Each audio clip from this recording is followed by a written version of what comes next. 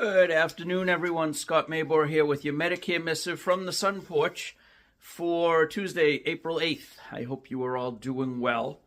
Let's see. Today's video is about drug plans. I got a call, and I have the note. Woman called me. She's been a longtime client. We moved her drug plan this past open enrollment period to a new drug plan. It's about $65 a month. It covers all of her medications. Now, there are more expensive plans, there are cheaper plans. This is the one that covered covered all of her drugs that she was taking at the pharmacies she wants to use, because she gets her diabetic supplies at one pharmacy and all of her other medications at a local pharmacy. So one is a chain and one's the local guy who does not sell diabetes supplies. She called me up while I was away and said, I am now taking this drug, which is, I'm not sure how you pronounce it, but Praluent, Praluent. It is a cholesterol medication, but it's injected. So it's one of those needles that you jab yourself in the thigh with. She has tried the others, the pill forms, and they're not working, so this is what her doctor prescribed.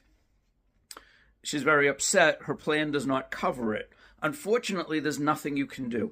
That is just the way these drug plans work. The drug plan we chose for January 1st covered all of the drugs she was taking. It no longer does because she has a new drug that is not covered by the carrier that she is with.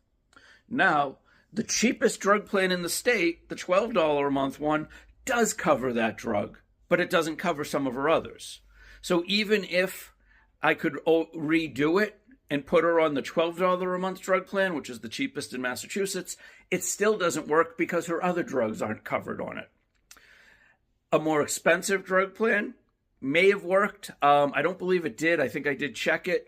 But again, she could have paid $112 a month and still not get all the drugs covered. But I believe the cheapest one and the most expensive one, or one of the most expensive ones, covers this new drug, the Praluent.